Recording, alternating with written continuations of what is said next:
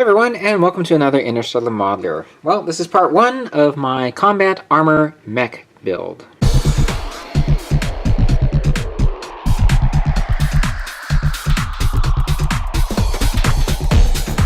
Okay, well before we move on, I wanted just to show you the pigments and detailing set that I got from Ammo. This is a set called US Modern Vehicles, and it comes with pigments and solutions to detail your models and make them look like they're from a desert environment. So this particular set comes with North Africa Dust pigment. This is MiG 3003. We've got two solutions, including here this streaking and grime solution. This is MiG 1207, and we have a wash MiG 1007. Along with that, I purchased an odorless thinner. This is MiG 2018. Now, I've been watching some YouTube videos on how to use these, so I'm definitely looking forward to them. This odorless thinner is something that we're going to use along with these solutions to detail some panel lines, so I'm going to show you that here shortly. Alright, well, beginning assembly here, I'm starting off with the hands, the forearms, the feet, and bottom leg section. You can see all these are two halves that go together, so of course there are going to be a number of seams that we have to deal with here. Alright, so here is where I am so far. Not too much to show you, just busy working on the seams here. And I'm going to be priming and painting as I go along.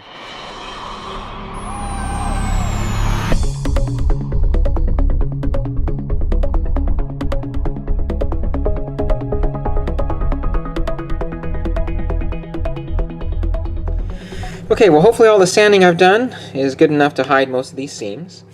The next step now is to proceed further with the leg area, and so we have our two halves are going to go together here while these two pieces insert here. So we have multiple colors to deal with. With the light color, I'm going to be using Testor's Light Gray because that's almost white, and for the green I'm going to be using this one here by Vallejo. It's called Sick Green. Now the tricky thing is going to be that these two pieces are halves that go together, so I'm going to have a seam to deal with here. But in order for them to go together, we have to insert these other two pieces, and there's a joint here that's going to be movable because the model is going to be somewhat posable there. So it's going to be a little tricky because these are going to be painted. I'm going to go ahead and proceed with painting these two sections here, and we're going to have to do some sanding and work here without disturbing these areas. As for painting these sections, I'm going to go ahead and paint everything light gray because I am going to be using, I think, the salt technique to weather, particularly around the areas at the bottom of each of the feet. So I'm going to start with painting them light gray, and that way we'll be set to apply the salt technique and apply the green a little later. Alright, so the pieces are coming along. I've got the feet done with some weathering just using the salt technique, so I'm going to be doing more with those soon. And the arms turned out pretty nice with this two-tone effect. I was able to just mask this middle section off with liquid mask. And one mishap did occur, unfortunately. One of the pegs did break off, so that's going to limit articulation on one side, but hopefully it won't be too bad. I don't plan on moving the limbs around too much. I just want to set the model up in one pose anyway, so hopefully that won't be too problematic. One thing I did change, however, was the color that I used for the green. Instead of using this one, which was not spraying very well, I luckily had some Russian Armor green on hand, and it looks like that was a better choice anyway. So the next step is to move on with the legs now. I'm going to go ahead and assemble these sections along with these pieces and work on the seams here.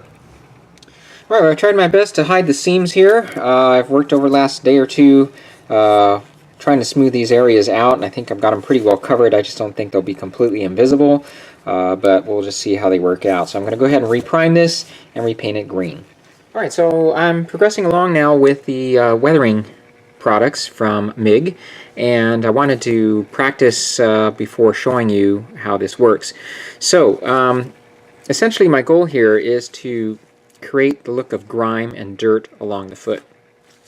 And it was a little tricky getting the hang of this, but it just takes practice, and I still have more practice to do. But essentially the way you do it is you have to coat your piece in a gloss coat first. And as you can see, I've applied the decals already here. So the first thing I did was to use some more light colored gray to create more chipped areas along here. And then after that, I decided now to apply the weathering products.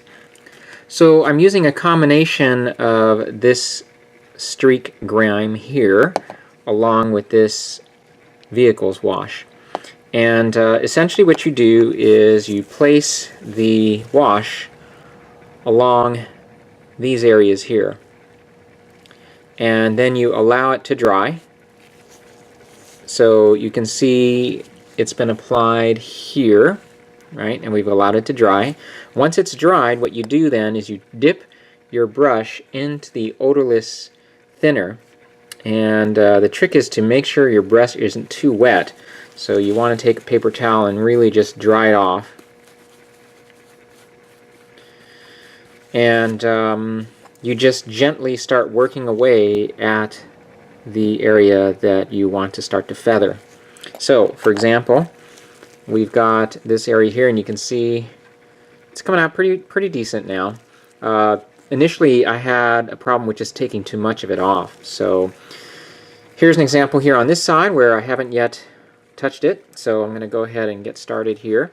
As you saw, I dipped my brush into the thinner, and you can see it just starts to take away the pigment. And what you do is you just keep working at it until you get the desired effect. For me, what I want is just an accumulation of grime along here, and then it just feathers up in the upward direction there.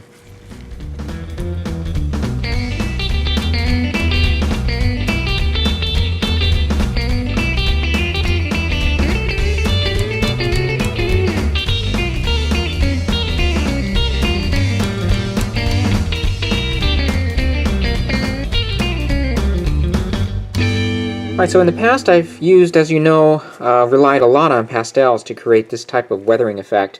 However, what intrigued me the most about this is that it just looks a lot grimier, just a bit more realistic to me. So I thought I would just give this a try, and I'm very happy so far with the way it's turning out. This is the other leg here. I still have more work to do on it. You can see it's a little lighter in color. I actually want to get it to this darkness here. So I'll keep working at it, and I'll catch you up with me here in just a second. Alright, so I think I'm pretty much done here with the legs. I'm going to do a few more things with some pastels here just to darken it up a little bit. But I'm very pleased with the way the products worked out to make the feet look pretty grimy here. One final touch I added here was just to take a sponge and just tear off a piece and dabbed it in some rust-colored paint, and just lightly dab that then onto the surface just to create these little rust spots here and there. Okay guys, well I'm going to go ahead and end this video here. In the next video we will complete the construction of the kit as well as work on the display base. So as always, if you have any questions, feel free to contact me here on my YouTube channel or at interstellarmodeler@gmail.com. Thanks again for watching. I'll see you then in part 2. Take care.